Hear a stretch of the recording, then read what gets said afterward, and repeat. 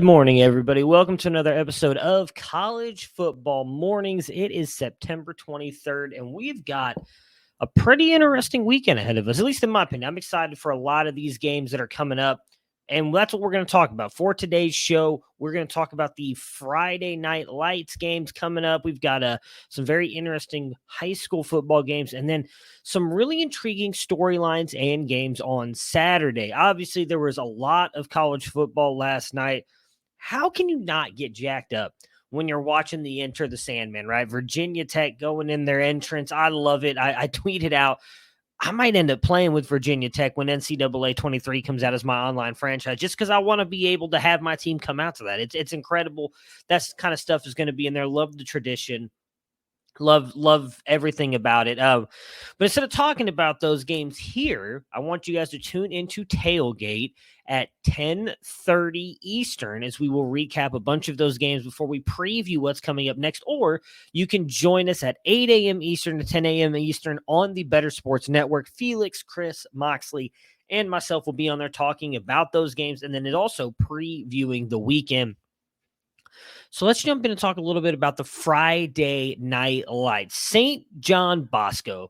If you guys have been watching the show for the past couple of weeks, you know number one team in the nation. They are going up against Central Catholic. This does not look like it's going to be a game that is aired, but they are still 4-0.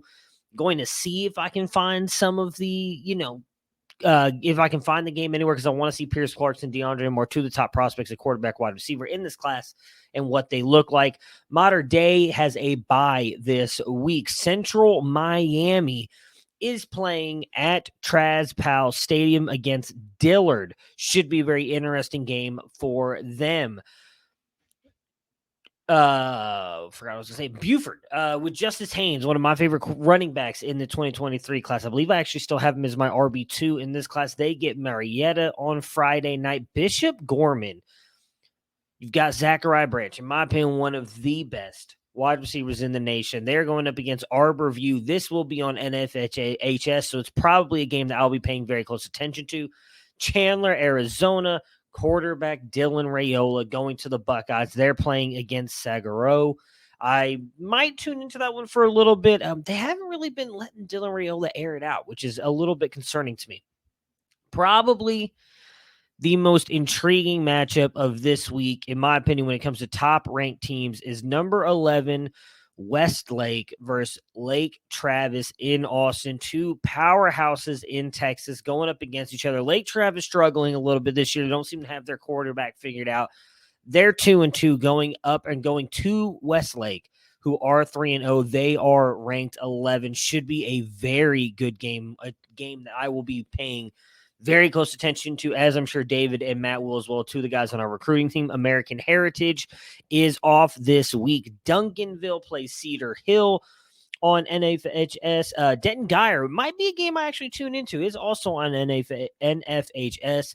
Denton Geyer, Jackson Arnold, considered by some to be the best quarterback prospect in the 2023 class, are right up there, did win the Elite 11. For 3 weeks was having a really good season. Last week struggled a little bit, but still got Denton Geyer the win in a tough matchup, which you like to see. They're going up against Little Elm. Shouldn't be a tough matchup, but Geyer ranked number 17, still undefeated. I might just tune that in because I haven't really got a chance to see Jackson Arnold live a lot. Mill Creek is going up against Parkview, both undefeated. Mill Creek, number 20 in the nation. Katy, Texas is number 23. They played last night. I'm going to be honest because I don't know the score. I know they were up 42-3 at halftime. So I kind of stopped paying attention. If you guys want me to be honest, I imagine that they ended up winning that game. So that is it for the Friday Night Lights segment here. Again, we'll make sure to tune in. Follow Matt at Big Wide Receiver Guy on Twitter, or follow David at Solving Football. They tweet out a ton of different high school highlights, as do I. Follow them. They're incredible. Our recruiting team, I think they're the two best guys that we hired. Hopefully nobody else hears this and gets upset.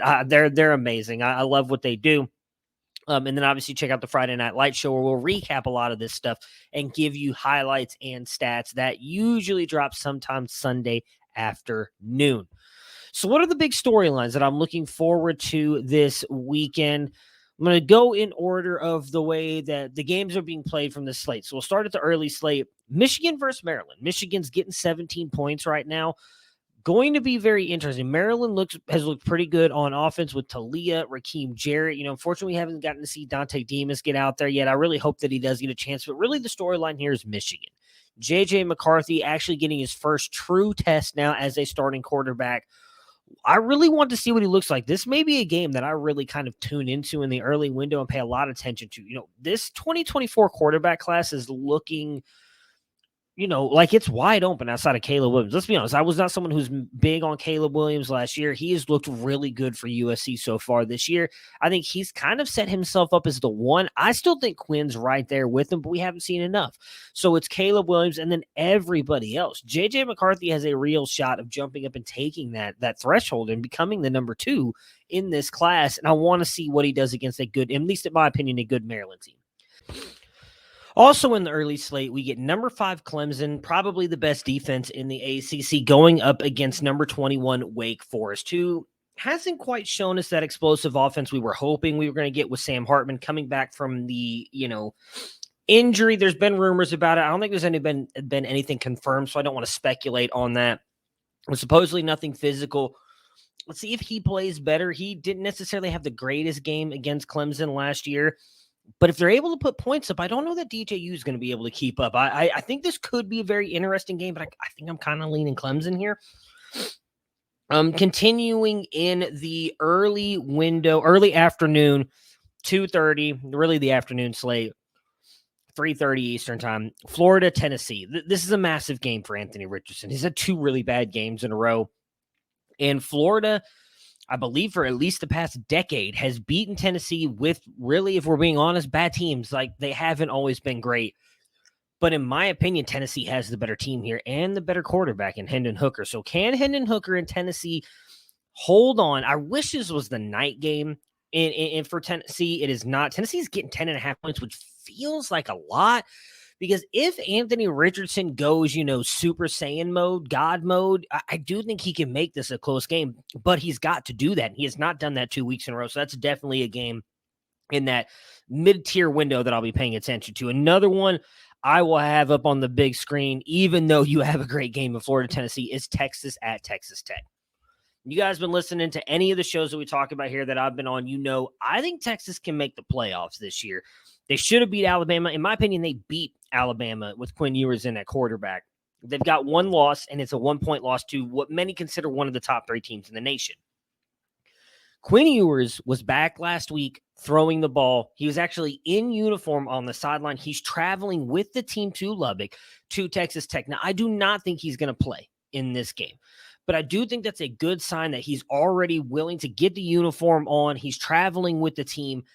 I think he's going to be back for Oklahoma, and I think they're just buying their time with him to make sure he's as close to 100% as possible.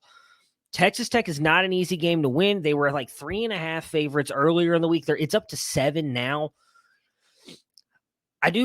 This defense was close to like 100 last year. It was just a really bad defense. They're right around 52 in overall defense. I think it's improved, but that defense is going to have to find a way to slow down Zach Kitley's offense, whether it's Donovan Smith, Baron Morton. They're going to have to figure out a way to slow these guys down, and Hudson Card's going to have to be good enough to get the win here. If they do that, I think they can get by West Virginia as well, which then sets up a massive game in 2 weeks versus Oklahoma, neutral site Cotton Bowl game here in Texas, Red River Shootout. That, in my opinion, is like leading to it's going to be one of the biggest games right now that I can foresee for the college football season, because if Texas wins that, Sark and the Longhorns and Quinn Ewers have everything in front of them now to make it to the playoffs, because if they go and they win a Big 12 championship, there is no reason they will be left out, losing one game to Alabama, who's likely going to be in the playoff themselves, by 1 point with their backup quarterback, folks. They're going to get into the playoff, and I will be here for it. Petty Matt will come out of the woodwork if that happens. But if Oklahoma wins, same thing. Like, can Jeff Levy and Brett Venables take an Oklahoma team that, let's be honest, was kind of written off when Lincoln Riley left? And they've rebuilt this, made the defense look good, bring in Dylan Gabriel. They've still got weapons at wide receivers, really good depth, in my opinion, at the running back room. can they take it and go undefeated in the Big 12 and make it to the playoffs? There's a lot of storylines that could come out of that game. This is a big one, though, for Texas because they've got to get by Texas Tech. And I think this could be the slip-up. Last week was another one with UTSA coming off that high of just barely losing to Alabama. They pulled it off. They need to pull it off this week. Notre Dame going into North Carolina is also an early afternoon game. North Carolina is getting 1.5, which I think is just because of how good Notre Dame's defense is. But I think if Drake May can get to like 28 points, they're going to win the game. I don't know that Notre Dame is going to be able to keep up. We'll see what happens with Drew Bynum. Tyler Buckner, obviously out for the entire season. I'm very intrigued to see what this game looks like because Drake May has been hotter than hot right now when it's come to being a quarterback. I want to see if he's able to put up points against what I think is a very good defense in Notre Dame. Oregon going into Washington State. Mostly I want to see if Cam Ward can continue to look good and what I want to see what Oregon really is. They were bad against Georgia, like really bad. Then they blow out an FCS opponent, and then last week they looked really good against BYU, a team I thought BYU was going to beat them. I picked BYU to win that game. It wasn't even a close contest, so I really want to see what they look like now in another good matchup against Washington State. Going into the late night games, number 10 Arkansas is coming to Texas not to play at College Station, which makes no sense to me. One of the better atmospheres, even though I don't necessarily love the team. Kyle Field is booked up every single game. Why they're having this at Jerry World, I have no idea. Probably because it's Arkansas and Jerry Jones' connections to Arkansas, but whatever. Texas A&M's getting 2 points. I think this is going to be a very interesting game. I think Arkansas has a chance to pull the upset here. But if the Aggies can pull it off, then I think same thing as I said about Texas, everything's in front of them. Like I know they have a loss to Appalachian State, and maybe at the end of the day that keeps them out of the playoffs, but they've got Alabama on the schedule. If they can beat Alabama, I still think there's a really good shot that they can make the playoffs, but they've got to get by Arkansas, which I think is a very good team.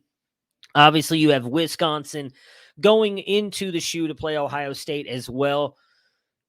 I don't know that this will be a close matchup, and bettors don't either. Ohio State is, they're favored by 19. My biggest thing with this matchup is I want to see what this offense looks like. Wisconsin, has a very good defense. I feel like they did a really good job of kind of, for the most part, shutting down a Washington State team that we at least expected to be a very good offense. What is this offense going to look like against them, I guess, is my big concern. I feel like CJ Stroud has been very up and down. He has not been great. The stats say otherwise, but I think he's been a tad bit inconsistent. We've seen kind of the old CJ Stroud, and not that that's a bad thing. I mean, he's a Heisman front runner. The kid's amazing. He's a really good quarterback, but we just haven't seen him really do it in the big games yet. And I think this has a chance to be a big game, and I want to see him really take that step forward here against Wisconsin. Another one that's going to be a late night game that I don't know how many people will be paying attention to is number 7 USC going into Corvallis to play Oregon State. Oregon State is 3-0. USC is only getting 6 right now. Granted, it was like 7.5 against Stanford, and they blew Stanford out. But I think Oregon State's a really good team. My big fear with this one is, can Oregon State keep up with them offensively? I don't think so. But can that defense slow down what I think has been a pretty good USC offense? I know a lot of people are saying it's like one of the best offenses in the country. I pushed back on that a little bit. They struggled a little bit at time against Fresno State. And then when Haener went out, it really looked like it deflated Fresno State. I want to see what this game looks like. Oregon State may not be able to match up with USC, but can they give them any trouble at all? Caleb Williams has definitely looked like he's taken a step forward based on last year. So I'm really intrigued to watch this game because I think this is probably the toughest matchup they've got right now, or at least on the schedule so far this season. This is the toughest matchup they've had. All right, guys, that's going to do it for us today. Thank you so much for tuning into College Football Mornings. I hope you guys enjoy the show. Give us a like. Smash that subscribe button as we're trying to continue to build out the college football space, and we need your guys' help. If you want to look at our CFF guide, Devi guide, join the website, all that stuff will be linked in the description below. And make sure to follow at Campus to Canton on Twitter so you can see when we go live at Better Sports Radio, which is 8 a.m. to 10 a.m. Eastern for 2 hours. Felix, Chris Moxley, myself this week. And then when we go live for the tailgate at 10:30 a.m. Eastern up until kickoff, give you all kinds of betting, updated injury news, prize picks, start sits, Brandon Sanders, Chris Moxley, myself will be doing that show this week. And then, of course, when the games end, I believe we're going to go live after Oklahoma versus Kansas State. And the great CFF Nate at Nate Marchese is going to be joining me for college fantasy tonight, Saturday night, tomorrow night. Guys, thank you so much for tuning in, and we will talk to you guys again on Saturday. Come join